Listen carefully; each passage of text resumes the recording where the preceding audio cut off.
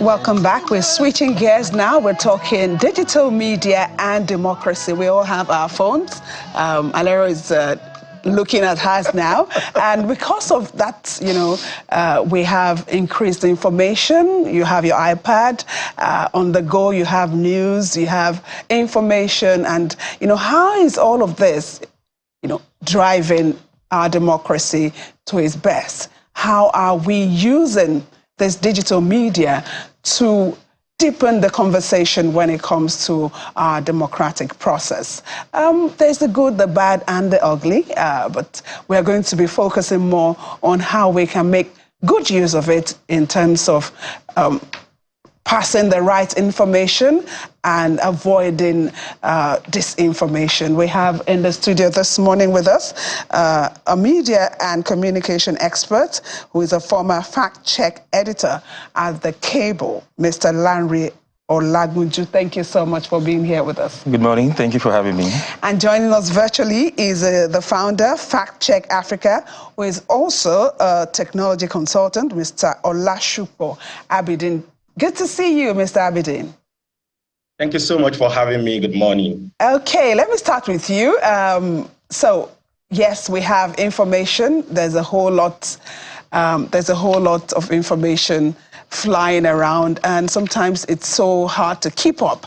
What would you say, or how would you say Nigerians have been able to use this digital media, to deepen what we call the conversation around democracy? All right, thank you very much. From the definition of democracy itself, democracy is all about inclusion. It's all about participation. It's all about the people. So the same category of that people, if we look at the landscape, our electoral landscape or our democratic landscape in Nigeria, majority of young persons contribute a larger percentage to our population. So this is what some people call the Gen Z as well. And we all know what Gen Z leverage on to not only gather information to support themselves, to carry out advocacy support as well, and to entrench maybe accountability and good governance. Digital media platform has been a tool that a whole lot of Gen Z are leveraging on. Platforms, social media platform like Facebook, like Twitter, like LinkedIn, Instagram, and of recent time, TikTok as well. So organizations like ourselves and like what Mr. Lanre does as well are leveraging on civic tech platform to also see ways to which the information landscape could be democratized. Because if we are talking about digital media, if we are talking about democracy, and we are not talking about democratization of access to, digital information as well, it shows we are leaving a larger percentage of the population behind. So our organization as Fact Check Africa and Brain Builders are leveraging civic tech platform as well to pass on information around democracy in a very storytelling manner. We all know that it's like maybe we want to pass information to those who are in primary or secondary school.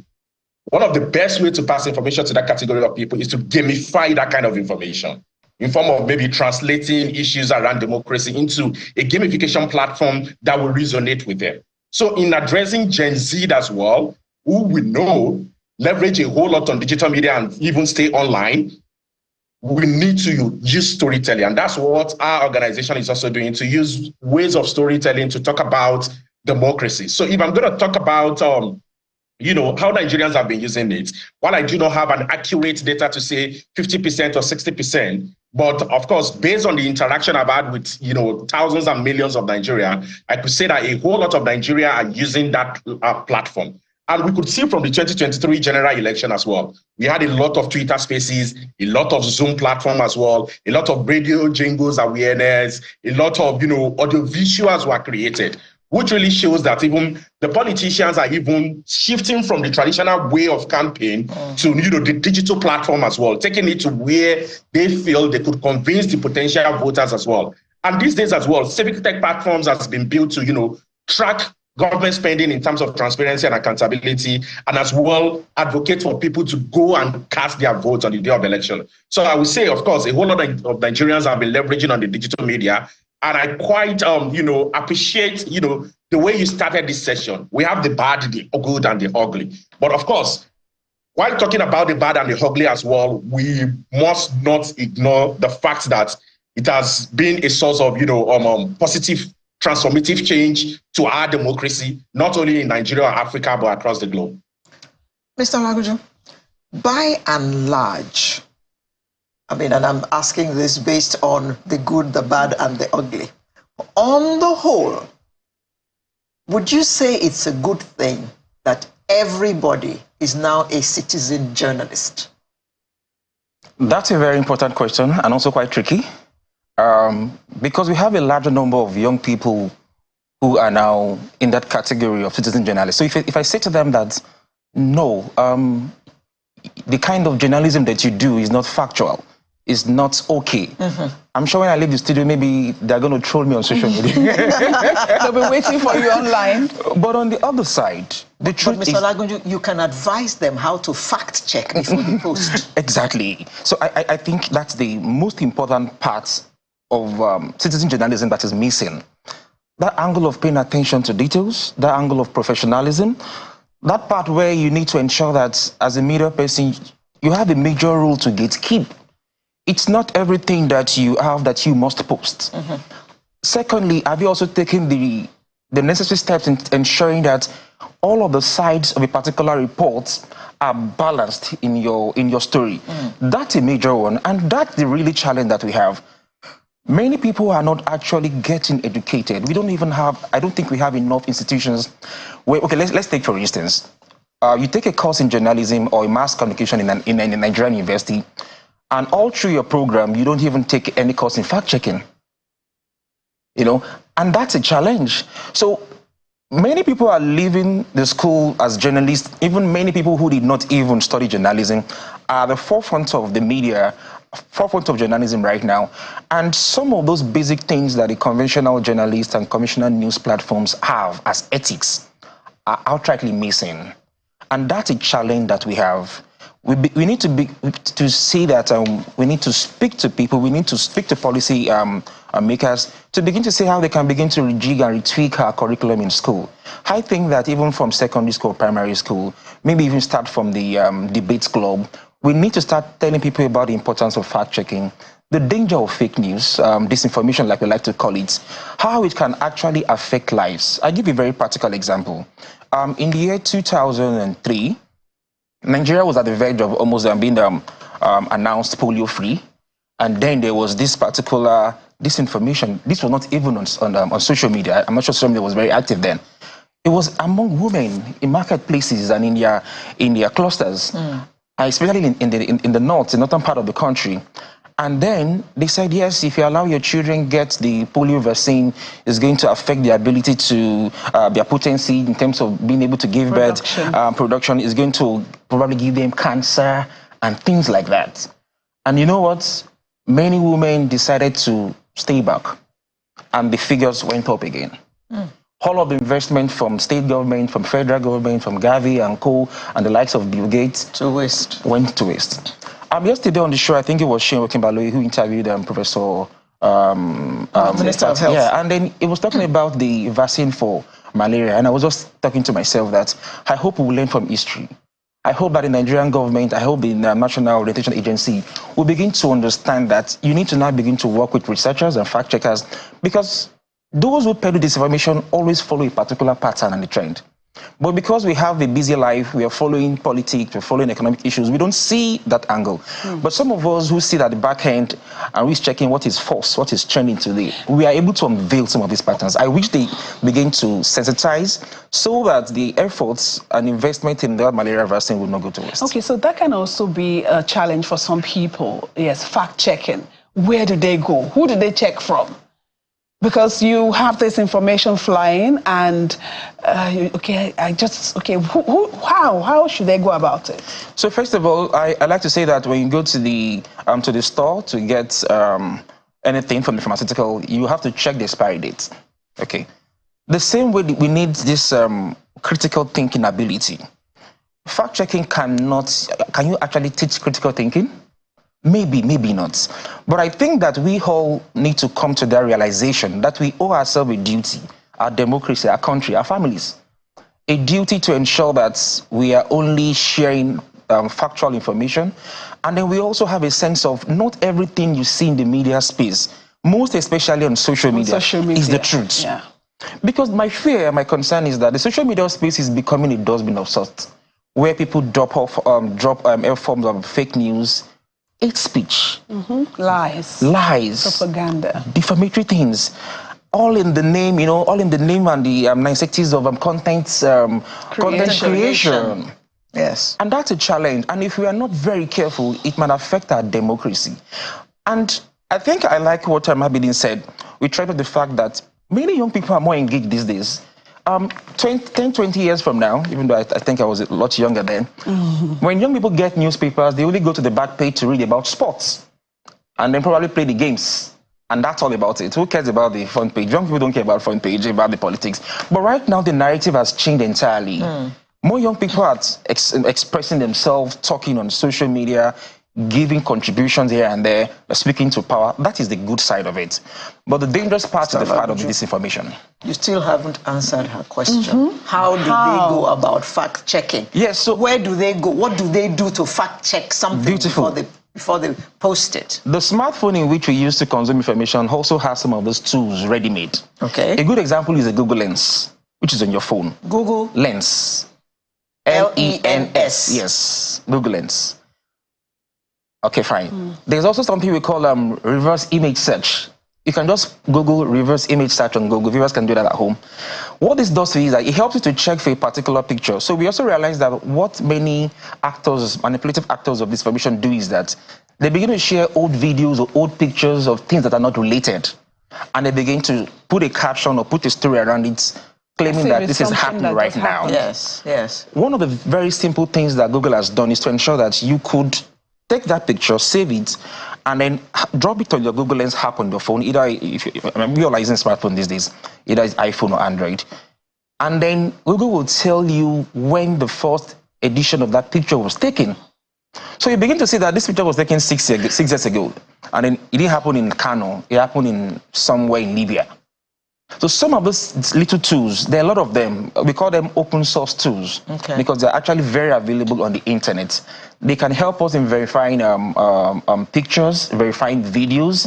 And then once we have the tools, we like to say as fact checkers that the tools are not just enough.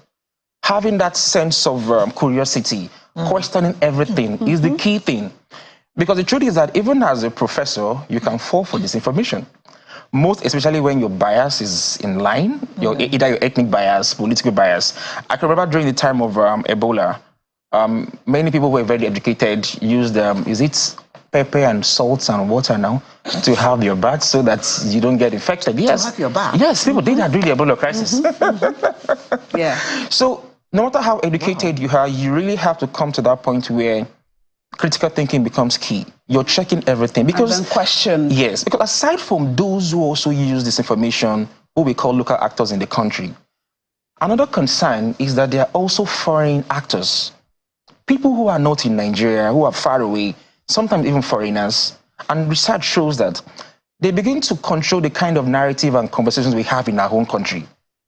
And then we begin to focus on what they want us to talk about, and then we begin to miss the real topic. Issues. I'd like to jump quickly to some of the issues you raised initially before our segment.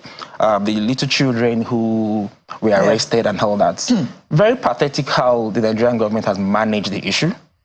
But it's also very worrisome, and that we should not take it lightly that those children were carrying, or adults, or however we want to put them, were carrying Russian flags during that protest and Chinese flag.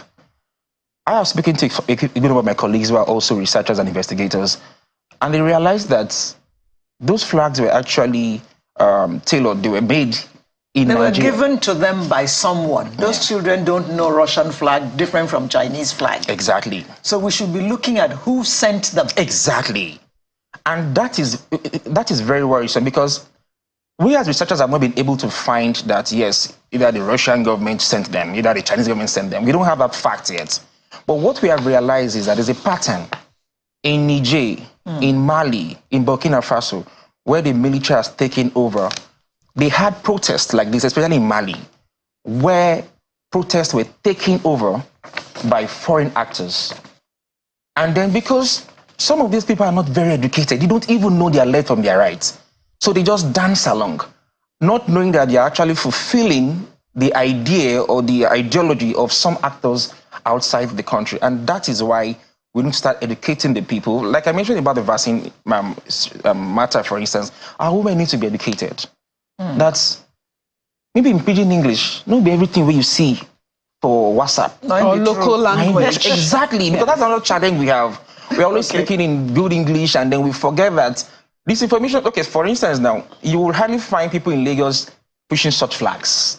Because for you to convince a 7-year-old boy in Lagos to push it, he's going to ask you questions. Yeah. But they can easily go to places whereby they know that people are not so enlightened, they're not so educated, and then they can get them to do things that naturally they don't even understand what you're doing. So education is very key. Okay. Mr. Abidin, by and large, we cannot say that we can throw away the digital media. I mean, it has, like you said, the good, the bad, and the ugly. But I mean, it would appear that the good far outweighs the other two. So is there any way that government can help develop that space so that we can put it to better use, or that we can extend the use to which we put it right now? All right, thank you very much for that question. I will pick from some insights that Mr. Larry Olagoje also shared as well. Alpha Check Africa, I was talking about democratization the other time. We are of the belief that if we are going to, at least reduce the spread of fake news across board, there's a need for us to carry the grassroots community along. Over the last 1 year, we have been to different grassroots community in different part of the country to sensitize aged as well. Because during COVID-19, I remember that it was my grandma that was sending me WhatsApp broadcast of, taking. Oh dear. Oh dear. Technology. Oh dear. Technology. Oh dear. So I think he's trying to say that indeed we need to get to the grassroots to be able to, tell them. But yes, we need to get to the grassroots. But we all know that most of the people doing these things are those that, have phones and perhaps are in the urban centers and should know. And another issue that is of concern, even though we're looking at it from the good and the bad side, is the artificial intelligence. Sure. A whole lot is going on.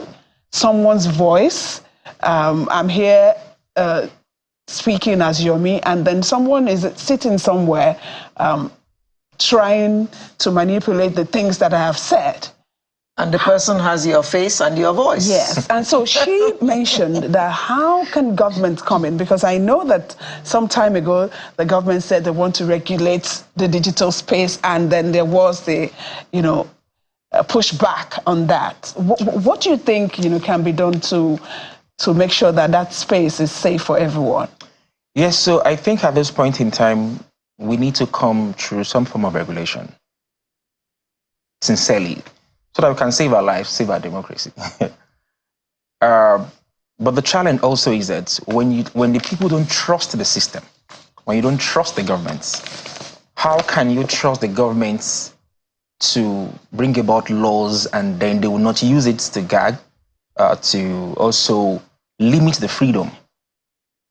We have seen in like they tried to do when they said Twitter was banned in Nigeria. Oh, interesting. Yes. In fact, I should say that first of all in that line that we have had two former presidents who were banned, whose tweets were taken out of Twitter. Former President Trump and former President Buhari. And if you check, some of the things that led to that were things that could incite violence. The language. Hate speech doesn't come in full, clear, this is hate speech. It comes in nuances of the pitch, the language, And if you check the history of genocide across the world, in most cases, before large-scale violence that leads to genocide, there's always issue around hate speech and language.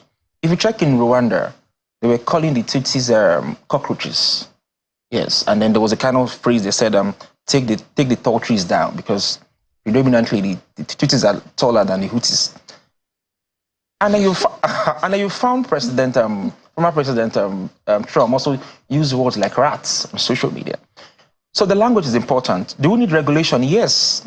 And I think that we cannot trust the government totally to regulate. Because we have seen journalists disappear. And then after a few days, then the law enforcement folks will now come up with a statement that is in our custody. Why didn't you notify us ahead of time? So people don't trust the system. Government officials also peddle disinformation. That's the truth. So how do we expect them to take care of the entire regulation? So I think that, yes, we need some form of regulation. They need to be transparent with it. The tech folks also need to do more. Government need to take them, hold them accountable. In the West, the founder of Meta is always going to the house, answering questions, getting him to get things right. We need to also get them to do the right things there, apart from just saying that, no, they should leave. And I also think that more importantly, education is key. You cannot always trust the laws. We have enough laws, actually. I think the Penal Code, Section 391, 373 of the Criminal Act, the Cybercrime Act, all those laws actually speaks to issues around disinformation and hate speech. Enforcing them is another challenge entirely. So it means that if the laws have not totally stopped terrorism, how do we think that the law in this case would stop disinformation and hate speech? So aside from the law, I think education is key. Our curriculum should now begin to have a part of it whereby fact-checking, critical thinking, information, media and information literacy, we teach it to young people. So children can begin to tell their mom that it's not everything you see that is true. Have you checked it? Have you fact-checked it? I like the way our politicians say these days, you can fact-check me. It's just taking us to that point where there's an increased consciousness. You can't just read out figures or say anything and get away with it. There's a need to be very factual in things that we say, because on social media, there are millions of people that you might have 500 followers, you think, but the ability of your 500 followers to retweet to millions of people is very alarming. Mr. Olashupo, Abidin, you're back. I apologize for the network glitch. So yes. I was talking about our tool the other time, and I also catch a glimpse of what you have been discussing. I feel strongly that, there should be a regulation. And that's why, despite the fact that we've been talking about artificial intelligence, we need to talk about the ethics part of artificial intelligence. We need to talk about the regulatory part of artificial intelligence, which is where the government comes in. But we need to also be sincere. We need to appeal to the government to be sincere about regulation. Is it not just a form of a clamp down on dissecting forces? Is it not just a form of, shrinking the civic space as well? So if government is deliberate about, protecting the citizen, especially, we've seen cases where a whole lot of people are victim of fake news, and has led to a whole lot of mental disorder, and it has even led to a whole lot of people killing themselves as a result of that. So I tell people, misinformation and disinformation is another pandemic waiting to happen. And of course, like you have asked, the opportunity now presents us, the platform for us to look for ways to which there could be ethical regulation of that platform. So I was also talking about our artificial intelligence, which is called My AI Fact Checker. It allows citizens, journalists, researchers to fact check misinformation or disinformation or malinformation in near real time. And we also make sure that it's translated into local languages, Hausa, Yoruba, Igbo, French, Swahili, and Arabic. And not only that as well, we ensure that it's inclusive by having what we call the voice to text for people with disability. So innovations are coming up every day, especially as far as digital media and democracy is concerned. So the onus lies on us as well to ensure that there is an adequate regulatory frameworks to assist with the ethical part of it. And as well, what Mr. Olariola just said was perfect the other time. Like by now, we should have a curriculum that will be teaching fact checking. And I'm also excited to inform us like our organization is at 90% completion stage for a fact-checking curriculum that we are developing to teach fact-checking education in universities, colleges of education, and polytechnic. And our doors are open for partnership with the government as well to ensure that this is done.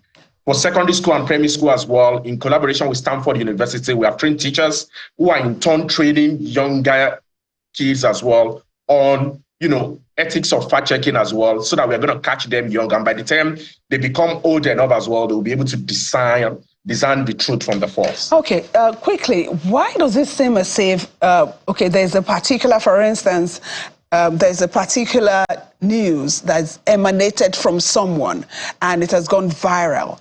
How do we get that first person that did that, or that put out that information, that misinformation?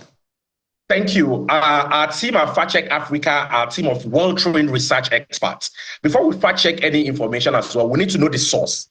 Where does that news comes from? And many a times, what we do is, after we have done our own fact check, we go and quote that source and reply that tweet or that post on Facebook, Instagram, or LinkedIn to let that person know that he has, spread fake news or spread misinformation. What we are also trying to do in collaboration with our legal team is to have a hall of shame, to be doing naming and shaming influencers or individuals that are fond of spreading fake news. So that's an entirely ball game of our programming line that we are working on, to see ways to which we could create the way we have Hall of Fame for those who are doing well, we should have a Hall of Shame to name and shame those who are fond of making fake news. So to answer your question directly, we always dig the facts, research critically to know where that source of information comes from, so that after we have worked on, dispelling that and, taking a stand on it to say, oh, this information is false or true, we go back to quote that same message where it comes from,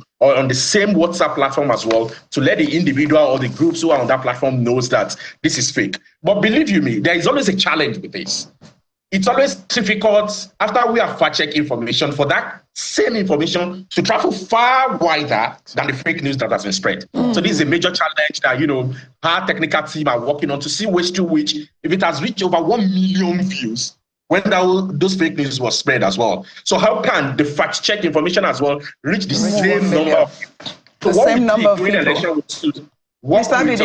Mr. Abidin, we have to round up now, but quickly before we go, I need to ask you this question. There are cases, I'm not techie, I'm very, very analog, but I have seen cases where it is difficult to trace the source of some information online. What happens in such cases when you're trying to fact check? Cases like that would be maybe a website that has hide its who is, because if you register a domain name today, there is always a place at the back end where you can know who bought that domain name. But there is also an opportunity for you to also privatize that for you not to know. You might not know the individual precisely or have the email or contact address, but you will know the name of the platform that spread fake news. If it's a blog or if it's any website. While it might be difficult because while purchasing your domain name, you have opportunity to tell them we want to hide your identity under the OIS and pay some few dollars for the platform that is selling the domain name for you. But the name of that platform is not something easy. It's just all about digging by our research team and data wrangler to ensure that, of course, we get it. Because if we do not really get the source, it might really be difficult for us to counter such narratives subsequently. Okay, I see Mr. Olagunju is itching to say something, but within... Very brief. Very brief. Yes, so I think that platforms like WhatsApp are encrypted. So many of the pillars of this information are also very smart. They go to these groups, WhatsApp groups, Telegram groups, where it's not open.